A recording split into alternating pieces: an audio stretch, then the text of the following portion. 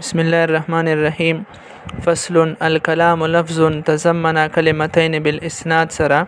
مصنف رحمت الله علیه د نحو چې کی موضوع کلمه او کلام د کلمې تعریف او دغه اقسام نه چې کله فارغ شان اوس په کلام کې شروع کړي دای چې کلام لفظ دسه اغه لفظ ده تضمن کلمتین بالاسناد چې غا دوی کلمې ته شامل وي د خود اسناد په طریقې سره د اسناد په طریقې سره مقصد دا چې مخکې د اسناد د خپل مصنف رحمت الله علیه تعریف کوي چې د غدوی کلمې په خپل مانس کې اسناد وي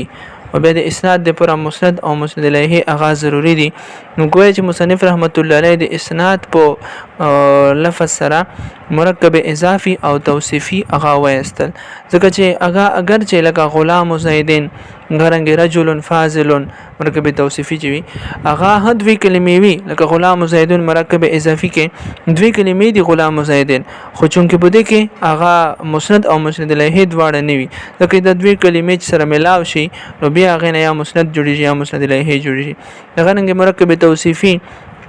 اگر چې دوی کلمې وی لکه رجل فاضل او چونکې د کې مسند او مسند الیه نه وي موجود یعنی اسناد پکې نه وي او د اسناد د پر مسند او مسند الیه دواړه ضروری کې دل دي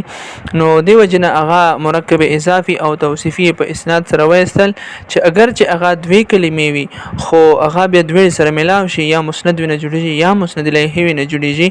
یعنی کلام ایت ویل شي چې دوی کلمې بوي خو د اسناد په طریقې یعنی مسند او مسند الیه بوي بیا به هغه کلام وي. اگر پس مصنف رحمت الله علیه والاسناد سند اسناد خپل تعریف حقوي دای چې اسناد دته ویل شي چې د ایوی کلمې بلی کلمې ته په داسې طریقې سره نسبت وکي چې مخاطب ته پورا فائدہ حاصل شي او هغه په هغه باندې خاموشي اختیار کی. مقصد دا وی چې مخاطب بیا سوال ته مجبور نه چې مت مزید حد وضاحت گنجائش روکه ضرورت متشتا ده او متکلم ته بیا د نورای وضاحت ضرورت نوي داسې جمله ته وایي لکه زیدون قائمون چې زید هغه ویلوړیدون کده نو بس دې کې مخاطب ته پورا فائدہ حاصله شوله چې زید ویلوړیدون کده یا د غرنګ کام زیدون چې زید ویلوړ ده نو په دې کې مخاطب ته پورا فائدہ حاصلېږي نو به دې ته اسناد ویل شي. مصنف رحمت الله علیه چې ول اسناد نسبت احدى الكلمتين الى الاخرى چې د ایوی کلمې بلی کلمې ته داسې طریقې سره نسبت کول بحيث ان په داسې حیثیت سره طریقې سره تفید المخاطب فائده تامه چې مخاطب ته پورا فائدہ من حاصل شي.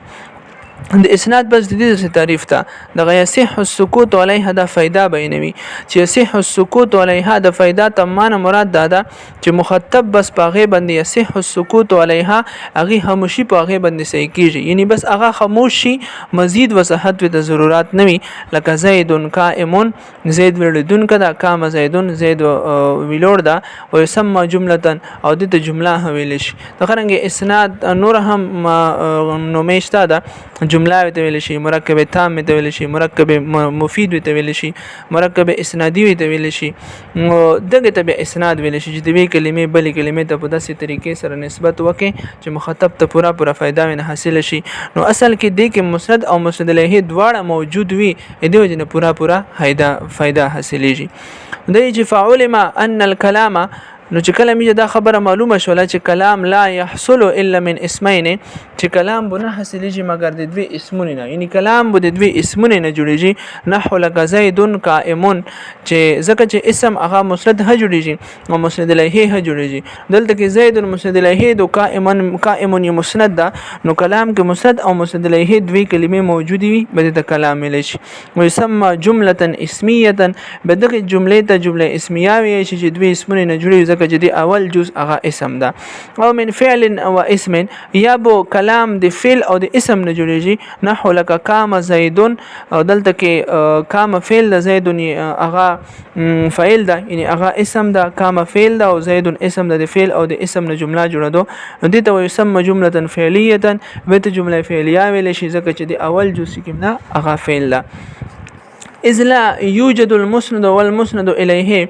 دا عبارت د الا يحصل علت د ان الكلام لا يحصل کی مخ کې عبارت تیر شال هغه د علت یعنی چې کله کلام هغه بس د دوی اسمونه نه یا د فعل او د اسم نه جوړیږي ځکه چې په کلام کې ایت ویل شي چې هغه کې دوی کلمې وي خو د اسناد په طریقې سره یعنی مسند او مسند الیه ضروری دي پکې نو مسند او مسند الیه صرف بس دغه دوا صورتونه دي چې یا به دواړه اسمونه وي یا به یا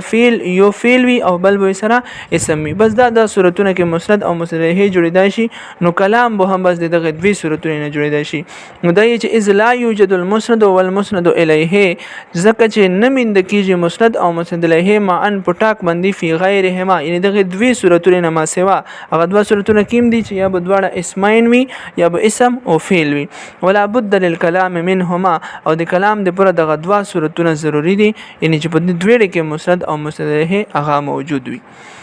فإن قيل قد نوكز بالنداء نحو يا زيد سره معترض اعتراض کوي چې کچیرته څوک وایي چې تو چې د کیمه دغه داوا وکړه چې کلام کې دوی کلمې هغه ضروری دي او بیا هغه دوی کلمې کې مسند او مسند الیه کې دل ضروری دي چې یو به مسند وي او بل به مسند الیه وي دغه داوا د هغه صحیح نه دو دغه داوا د پویا زید باندې هغه موته دو ځکه چې یا زیدون کې یو تو ویلو چې دواړه بو کلام کې چې وی هغه دواړه اسمین وي یا بو فعل یا اسم یا زیدون ار سو کو ته کلام یي خو نه دواړه اسمین دي نه پکې فعل اسم دي بلکې حرف او اسم دي هغه جواب دای په کل سره کوي چې کل حرف النداء قائم مقام ادعو او واطلب چې دغه یا حرف النداء دا قائم مقام دی ادعو فعل یا دی اطلب فعل قائم مقام دا وهو الفعل چې هغه اطلب یا ادعو هغه فعل دا فلا نکز علیه یعنی دلته کې یا حرف چې کوم دغه په اصل کې فعل دا چې هغه ادعو یا اطلب دا نو دلته کې دا کلام چې یا زید د کلام لشي هغه دی یا حرف قائم مقام دی ادعو فعل دو نو گویا چې کلام د فعل او د اسم نه جوړ شال بلکې د حرف او د اسم نه د جوړ نو دای چې فلا نکز علیه دی وجنه دلته کې دا اعتراض دی نو ور دي چې اعتراض دی موت مصنف رحمت الله علیه اذا فرغنا من المقدمه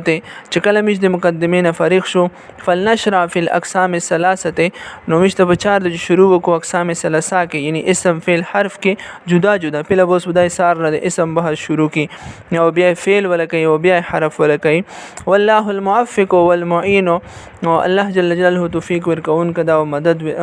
کون کا ذات